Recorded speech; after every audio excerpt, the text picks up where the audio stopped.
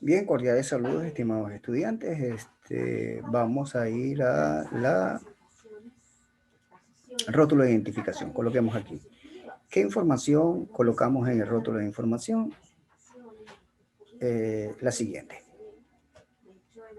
En primer lugar, el curso. Te quiero recordar que te encuentras en el curso de Biología.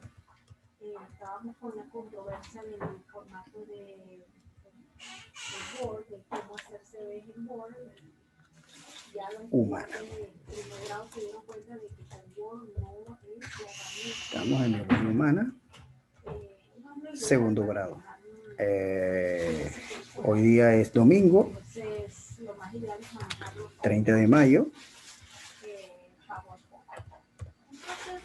Y este es nuestro segundo encuentro virtual, es decir, la clase número 2, en su primera versión. Sesión A.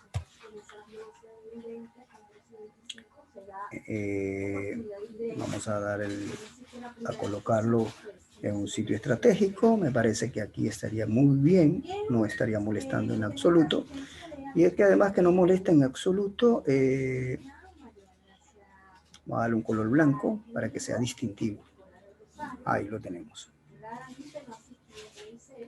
Entonces, te recuerdo que te encuentras en el curso de Biología Humana de segundo grado, siendo hoy domingo 30 de mayo, segundo encuentro virtual, sección A. Continuando con el desarrollo del tema número 2, características del ser vivo.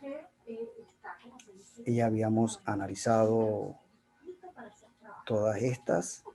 Creo que habíamos estado en la parte de reproducción, ¿no? Habíamos estado justamente en la idea de, en esta manera vamos a hacer un cuadro para guiarnos, el del ciclo vital. Justo estábamos con el ciclo vital, pues. Habíamos indicado que el ciclo vital en primera instancia nace, crece, se desarrolla, y habíamos hablado de la reproducción. En este caso de la reproducción teníamos dos procesos, que eran la mitosis y meiosis. En ambos hay una reproducción, solo que en el caso de la mitosis era para las células somáticas, mientras que para la meiosis es para las células estrictamente sexuales. Como ustedes se ven aquí, ahí se distinguen lo que eran los famosos gametos, ¿no? El espermatozoide, que es la característica para el varón, y el óvulo, que es la característica del gameto característico que identifica a la hembra. Finalmente muere, de manera que el ciclo vital sería: nace, crece, se desarrolla, se reproduce y finalmente muere.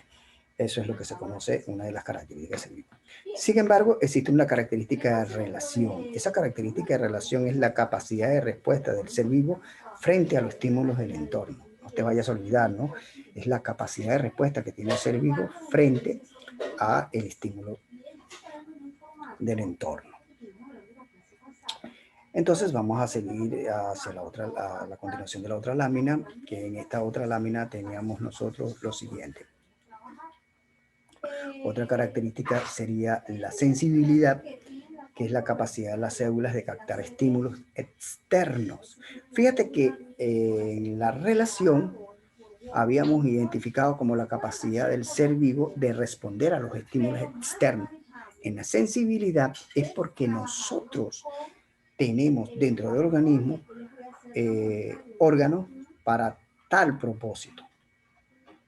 Y luego tenemos el concepto de irritabilidad, que es la capacidad de las células ante los estímulos externos. Luego tenemos el movimiento, evolución y adaptación. De esa manera podemos concluir. Ya va, estimados,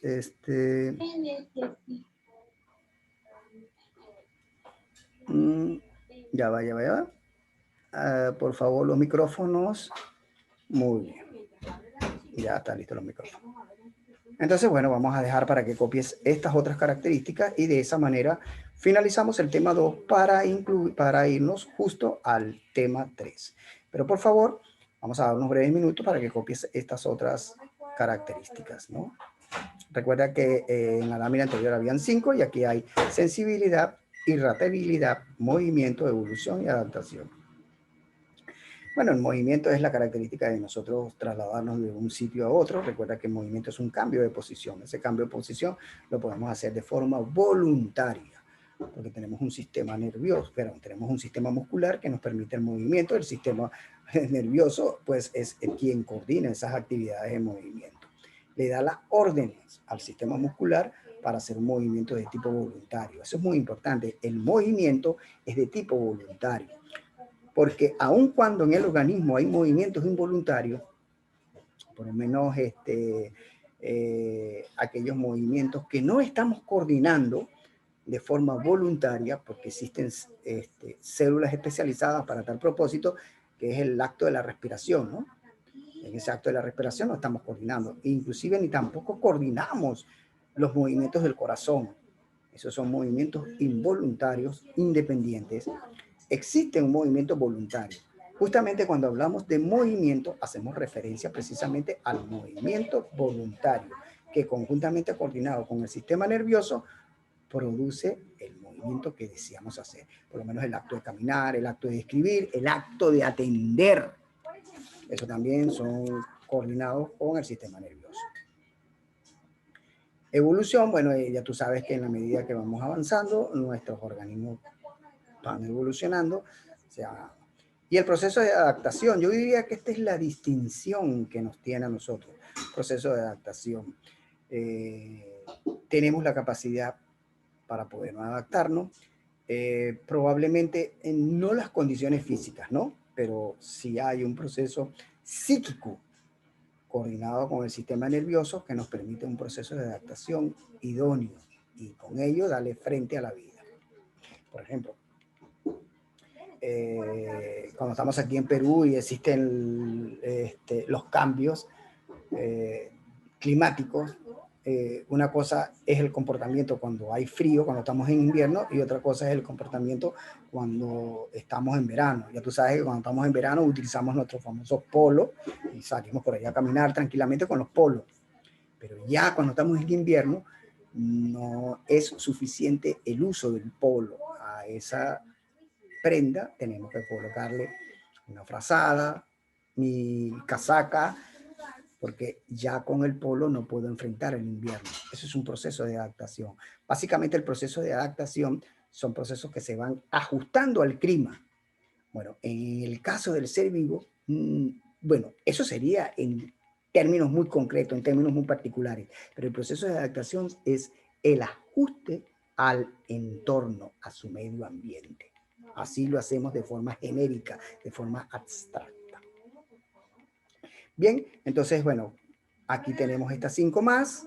Repito, sensibilidad, irritabilidad, movimiento, evolución y adaptación, que ya las explicamos. Vamos a dejar unos breves minutos para que copies y entonces continuamos al tema número 3. Ya pues, vamos a hacer.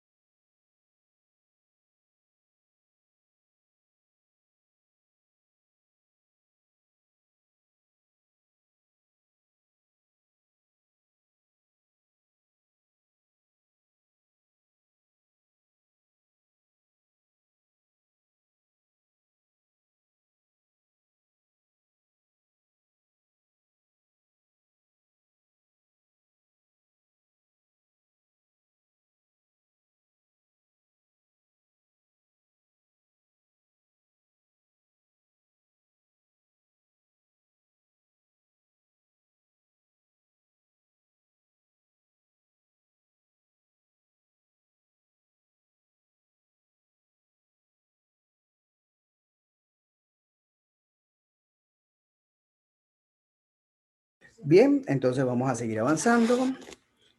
En esta oportunidad, sí.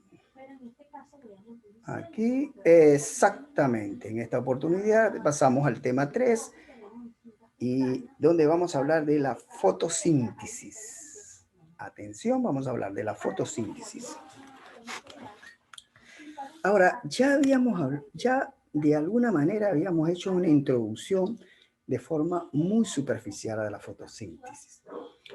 Esta es un proceso en la cual toma moléculas simples para convertir una que es extremadamente compleja. ¿Por qué moléculas simples? Atento, mira.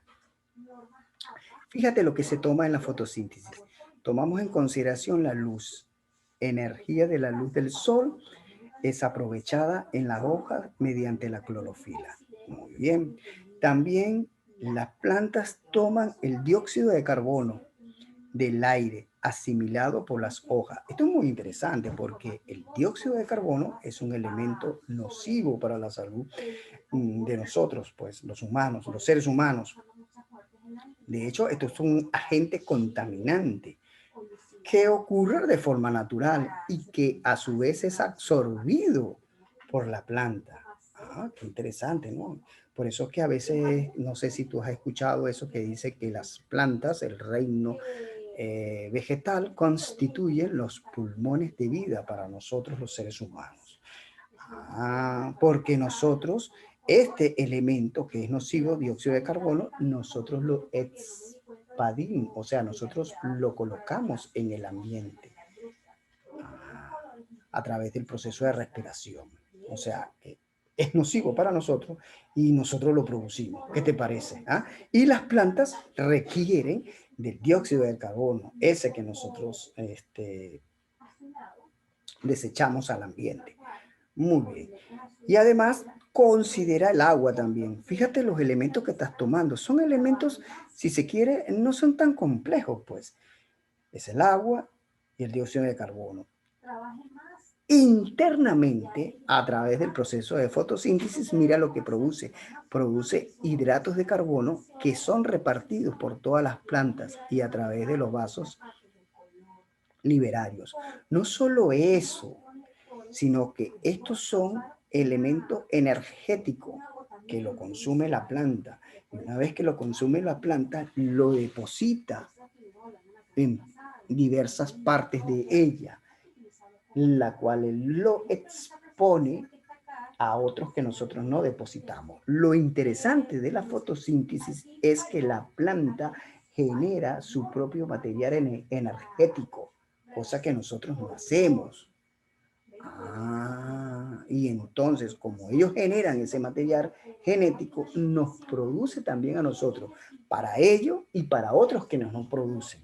Eso es lo interesante. Y además de eso, observa, libera al ambiente oxígeno.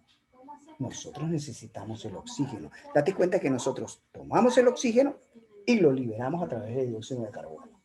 Una vez, porque el oxígeno es de vital importancia para nuestras células. Entonces, es muy importante. Fíjate qué tan importante es la fotosíntesis. Bueno, ese es el primer preámbulo. Dado ese preámbulo, pues entonces vamos a la clase formalmente. ¿En qué consiste? Etimológicamente, fotosíntesis, y mira, foto significa luz y síntesis compuesto. Bueno, a través de la luz yo elaboro una molécula más compleja. Estoy tomando moléculas, si se quiere, un tanto simples, porque son dióxido de carbono y agua. Esas son las moléculas que estoy tomando.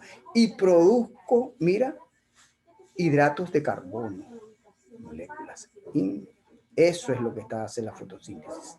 Entonces, aquí está el concepto de la fotosíntesis. Es la capacidad que tienen las plantas, bacterias y algas. Ah, esto es muy también. Este proceso no es exclusivo de las plantas, sino también son de las bacterias y de las algas.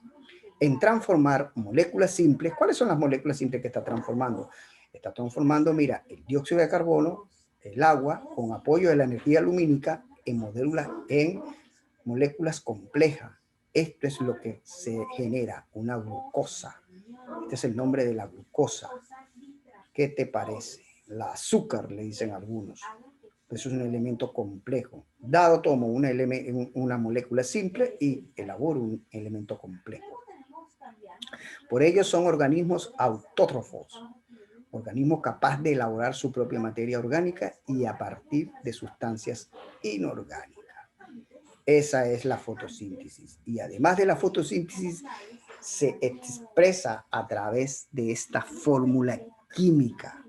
Entonces, en esta fórmula química que está debidamente balanceada, podemos expresar lo siguiente. Toma 6 moléculas de dióxido de carbono más 12 moléculas de agua que activada con la luz, por favor, el micrófono, Luana, ajá, gracias. Entonces, te estaba dando, ok, estaba explicando la fórmula química de la fotosíntesis. En ella te estoy diciendo que toma 6 moléculas de dióxido de carbono más 12 moléculas de agua que conjuntamente con la luz se necesita esta energía, ¿ok? Y esto es lo que se llama una reacción endotérmica, porque requiere de energía extra. Se toma esta energía para liberar como producto la glucosa, que es una molécula extremadamente compleja. Además, libera 6 moléculas de agua más 6, y esto no es una molécula, sino esto es un elemento que es oxígeno. Todo esto en combinación. Ahora podemos chequear a ver si esto está plenamente balanceado. Observamos que de carbono, por acá tenemos 6 moléculas de carbono, aquí te puedes apreciar que hay 6, lo cual significa, vamos aquí a buscar el balanceo. Ya tú eres un estudiante de química y sabes balancear, pues. Entonces, en ese sentido, el balanceo se hace bastante rápido. Mira, aquí tenemos 6 de carbono en el producto, entonces en el reactante 6 de carbono. Está bien. En hidrógeno tengo por acá 12 y por acá 12 más, son 24 moléculas de hidrógeno. Aquí deben haber 24, que en efecto lo hay. Mira, 12 por 2 son 24 de hidrógeno. Está balanceado. De oxígeno, por acá tengo 6 moléculas de oxígeno, más 6 moléculas de oxígeno por aquí. Estamos hablando de 12, más 12 serían 24 de oxígeno. Entonces vamos a ver si en efecto lo hay. Por acá tenemos 12, ajá, y aquí hay 12, me faltan otras 12, y aquí están las otras 12, 12, 24. Ahí está. Esta es una reacción química debidamente balanceada. Y esa reacción química explica todo el concepto de la fotosíntesis. Porque lo que te está diciendo es, esta reacción química es lo siguiente. Estoy considerando 6 moléculas de dióxido de carbono más 12 moléculas de agua, que son moléculas simples, que justamente con la inversión de la luz como energía extra para que ocurra la reacción química de estos dos elementos, produce los siguientes productos. Genera los siguientes productos. En primer lugar, la molécula compleja que se llama glucosa, que es la molécula de vida, y podemos decir que son las energías que se producen. Es muy importante esto. Recuerda que es un ser autótrofo. Ajá. Esos seres autótrofos producen energía para sí mismos y además le brinda energía para aquellos que no pueden producir esa molécula que es la glucosa. Nosotros los seres humanos necesitamos para la vida esa molécula. De modo que tenemos que usar esa molécula, la requerimos para nuestra vida. Entonces, quiero que veas la importancia que tiene eso, la fotosíntesis en la planta. Produce su propia energía, o sea, su propia batería de energía, y además produce otra extra que es independiente. Él toma para su vivencia.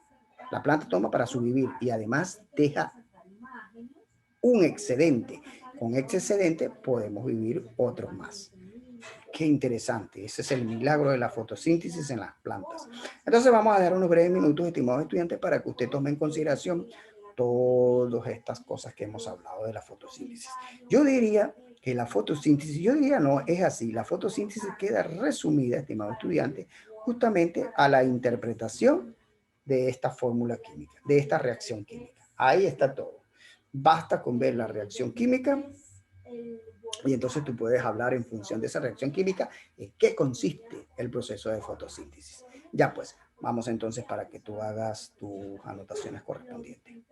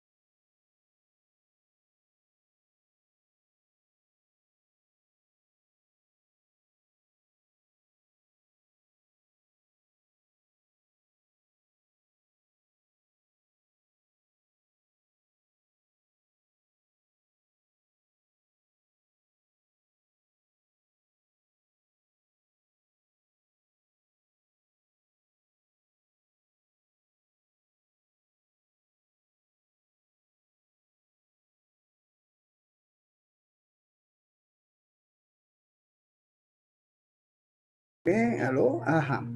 Vamos a seguir avanzando, estimados estudiantes. En esta oportunidad, bueno, como te había dicho anteriormente, basta con ver esta fórmula, saber comprender cada uno de los elementos que constituyen la fórmula, que obviamente es una reacción química, es más que suficiente. Vamos a explicar un poquito a grueso modo. Entonces voy a borrar esto porque la fórmula, verá que es una fórmula muy bella. Qué bonita es esta fórmula. Yo diría que esto constituye una de las maravillosas fórmulas de la vida. Entonces la interpretación de esta fórmula nos indica lo siguiente.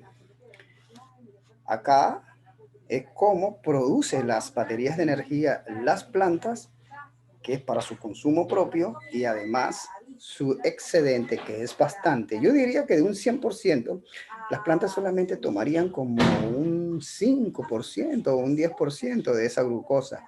El resto se lo coloca a disposición de otros seres que no son capaces de producir sus propias energías sus propias baterías de energía, como el caso de nosotros, los animales que utilizamos de ellas. Ellas simplemente hacen un consumo de un 10% más o menos, y el 90% quedaría para el consumo extra de los demás. ¿Qué te parece?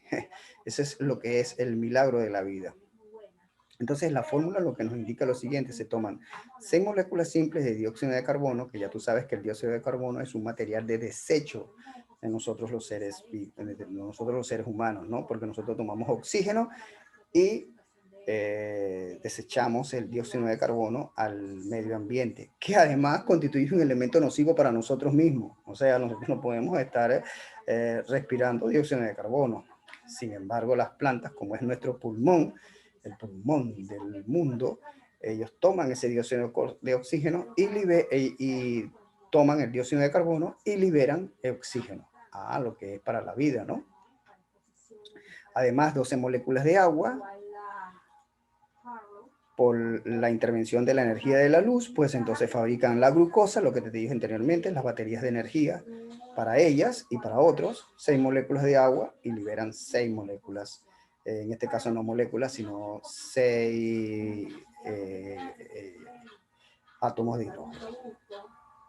Ahora, pero este proceso ocurre a través de dos fases. Una fase que se llama luminosa y que indica lo siguiente: es una etapa de reacción química que se desencadena con la influencia de la clorofila y los fotones de luz solar. De allí el nombre de fase luminosa, porque para que esta fase se active se necesita la luz solar.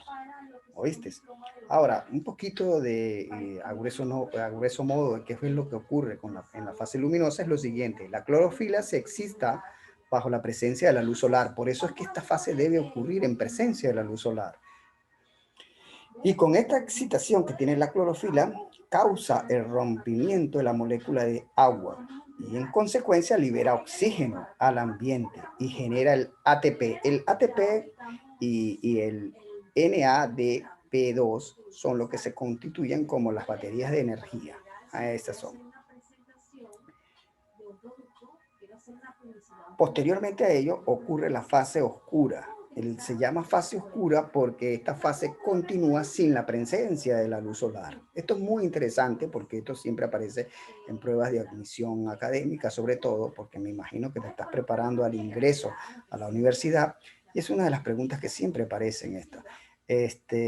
¿Por qué es la fase oscura? ¿Por qué es la fase oscura? Bueno, ocurre la fase oscura porque es un proceso que continúa normalmente sin necesidad de la presencia de la luz, mientras que la fase luminosa, para que se inicie, debe excitarse la clorofila a través de la influencia de la luz, en este caso a través de la influencia del fotón de la luz. Ahora bien, en esta fase oscura, como te había dicho anteriormente, es una etapa que se realiza sin la necesidad de la influencia de la luz solar. Vuelven otra vez a hacer hincapié en lo que te estaba diciendo anteriormente.